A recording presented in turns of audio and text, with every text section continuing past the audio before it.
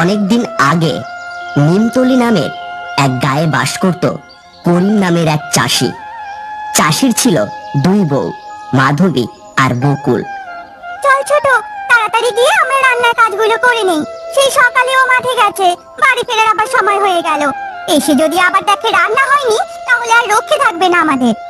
হ্যাঁ বুবু, সে তো ঠিকই কথা বলেছো।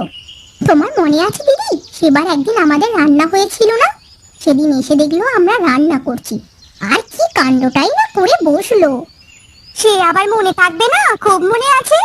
একদিন রান্না হয়েছিল না বলে আর 2-3 দিন বাড়িতে ভাতই খেলেন না। তারপর কত হাতে পায়ে তাকে ধরে ভাত খাওয়াতে হলো। সেসব কি ভোলা যায়? সেই জন্যই তো বলছি, তাড়াতাড়ি চল রান্নাঘরে, না হলে আবার তেমন হয়ে বসে। হ্যাঁ বুবু, চলো তাহলে এবার আমরা রান্নাটা তাড়াতাড়ি সেরে ফেলি। না, চিন্তায় আর কিছু ভালো লাগে না। ফুলকপি বাঁধাকপি দুটো জিনিস চাষ করলাম, কিন্তু একটাও ভালো হলো না। কেমন মরা মরা হয়ে আছে। এ উপরওয়ালা, কিভাবে যে এবার আমি সংসার চালাবো কিছুই বুঝতে পারছি না। এত টাকা ঋণ করে এত যত্ন করে কিনা এমন ফসল পেলাম। কি গো রহিম ভাই, কি এত বলছো তুমি একা একা? কি আর বলবো ভাই, দেখো আমার জমিতে তাকিয়ে একবার। এত কষ্ট করে চাষ করা ফুলকপি বাঁধাকপি সব কেমন যেন শুকিয়ে লাল হয়ে যাচ্ছে। এসব আমি বাজারে বিক্রি তো দূরের কথা, আমি নিজেও তো খেতে পারবো না। আর এবার চাষ করতে গিয়ে তো অনেক টাকা ঋণও নিয়েছি, সেগুলোই বা পরিশোধ করবো কি করে? আরে ভাই, তুমি শুধু এত চিন্তা করছো। এত চিন্তা না করে এখনো তো অনেক সময় আছে এগুলো বড় হওয়ার। ততদিন না হয় এগুলোর আরো বেশি বেশি যত্ন নাও, তাতে তো ঠিকও হয়ে যেতে পারে। অত তো আর যত্ন করিনি ভাই, রাত দিন এই জমির পেছনে পড়ে আছি। তুমি বলো, আমার মতো আর কজন এভাবে জমির যত্ন করে? সে তো ঠিক আছে ভাই, তবু আরো একটু ভালো করে যত্ন করো। তাছাড়া তো এখন আর কিছু করারও নেই। উপরওয়ালা সহায় থাকলে তোমার ভাগ্য বদলেও যেতে পারে। এটা তুমি ঠিকই বলছো। ঠিক আছে, তাই করবো এখন থেকে। এই আগের চেয়েও আরো বেশি বেশি যত্ন নেব। এবার তাহলে আসি ভাই, সেই সকালে এসেছি, বড্ড খিদে লেগেছে। কটা খেয়ে না হয় আবার বিকেলে একবার আসবো। হ্যাঁ, তাই করো। আমিও আসি গো করিম ভাই।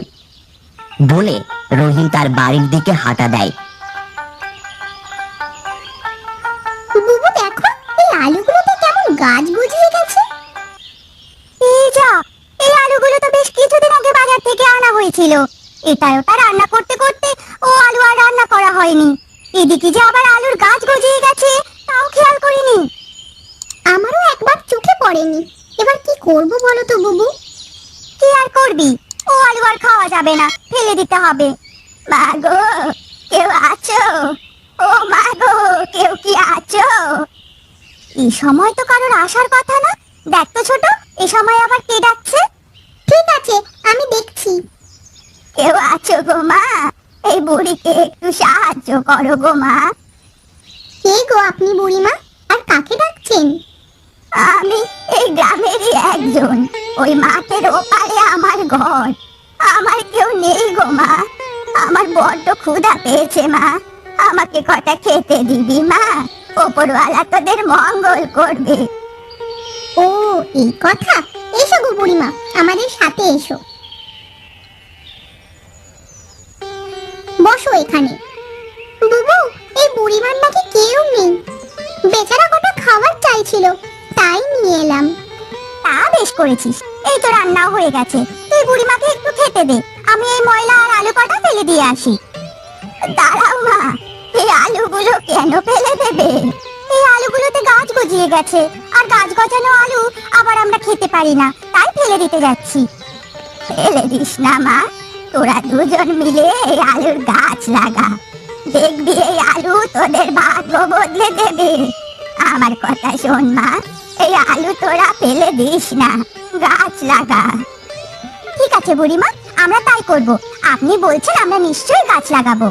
এই নিন বুড়িমা, খেয়ে নিন।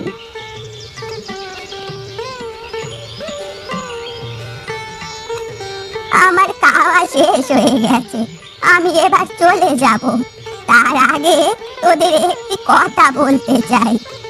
কি কথা বুড়িমা? বলুন। আমার একটি বিশেষ ক্ষমতা রয়েছে, যার দ্বারা আমি আগে থেকেই বুঝতে পারি।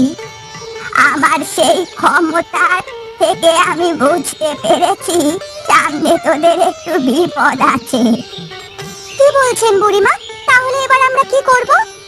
চিন্তা করিস না, তোরা শুধু ওই আলুর চাষ কর, তাতেই তোদের সব বিপদ কেটে যাবে। আমি এবার আসি। এরপর বুড়িমা চলে যায়।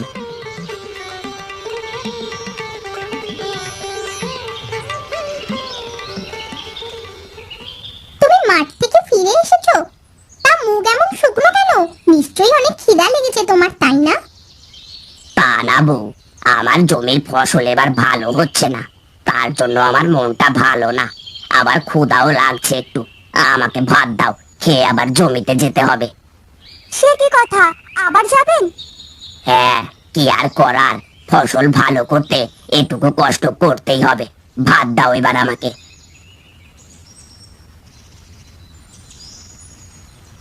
এরপর করিম খেয়ে আবার তার জমিতে চলে যায় ফসলের যত্ন নিতে।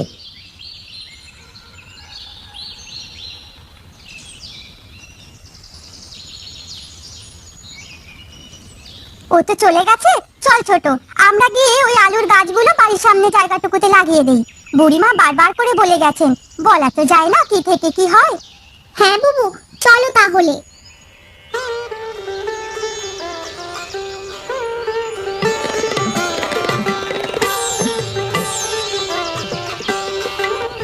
এই তো হয়ে গেছে আলু লাগিয়ে দেওয়া, এবার দেখা যাক কি হয়।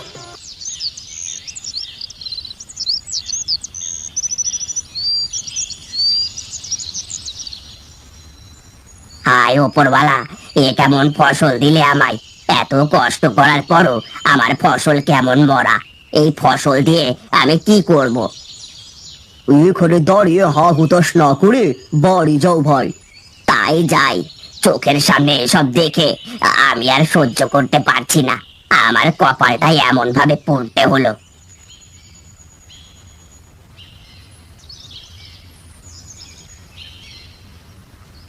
কি গো, কখন বাড়ি এলে? আর ঘরে না গিয়ে এভাবে বারান্দায় বসে আছো কেন?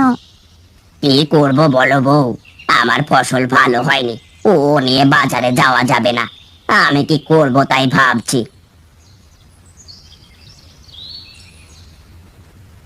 এই যে করিম ভাই, এই বাড়িতে আছো দেখছি। তা বাড়িতে যখন আছো ভালোই হয়েছে। এই তোমার কিন্তু আরো আগে আমার টাকা ফেরত দেওয়ার কথা ছিল, তুমি এখনো আমার টাকা ফেরত দাওনি। আবার টাকার কথা বলবো বলে আজকাল তুমি আর বাজারেও যাও না। এসবই বুঝি আমরা, বুঝলে? তেমন কিছু না ভাই, আসলে আমার জমির ফসল ভালো হয়নি, তাই এখনো বাজারে যাওয়া হয়নি। আমাকে ওসব বোঝাতে এসো না। তোমার কাছে কত টাকা পায় আমার হিসেব আছে। কালকের মধ্যে আমার সব টাকা না পেলে তোমার ঘর আমি নিয়ে যাব বলে দিলাম। আর আমার ক্ষমতা কেমন তা তুমি ভালোই জানো। আমি এবার আসছি।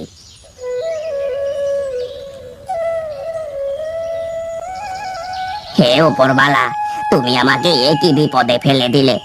এবার আমি কি করব? এবার কি আমার ঘরটাও থাকবে না? এসব না বলে এটা ভাবুন কি করা যায়। ও বুবু, তোমার মনে আছে বুড়িমা কি বলেছিল?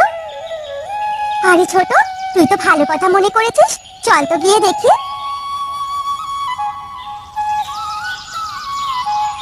বুবু, বুবু গো দেখো, কত আলু ধরেছে গাছে। আরে সত্যি তো, সবগুলো গাছ, তার মানে অনেক আলু হবে। এ কি, তোমরা আবার এই আলু কবে চাষ করলে? যাক, তোমাদের জন্য মনে হয় এবার আমি বেঁচে যাব। সব আলু নিয়ে তাহলে বাজারে বেচে দিয়ে আসি। হ্যাঁ তাই করো, আর ওই হারানকে তার টাকা দিয়ে এসো। এরপর করিম সব আলু বাজারে নিয়ে বিক্রি করে দিয়ে আসে। বউ শোনো, সব আলু বিক্রি করেছে, অনেক টাকা হয়েছে। হারুনের টাকাও দিয়েও ও অনেক টাকা বেঁচে আছে। এই দেখো। আর তোমরা এত কষ্ট করে চাষ করেছিলে, তাই তোমাদের দুজনের জন্য দুটো শাড়িও নিয়ে এসেছি। আরে বাহ, শাড়িগুলো তো খুব সুন্দর হয়েছে। আলুগুলো থেকে এত টাকা হবে ভাবিনি, বুড়িমা আমাদের বাঁচিয়ে দিয়েছেন। আমি বলি কি, বাকি টাকা দিয়ে তুমি জমিতে আবার আলু চাষ শুরু করো, ছোট বউ, এটা তুমি ঠিক কথা বলেছো, আমি তাই করব।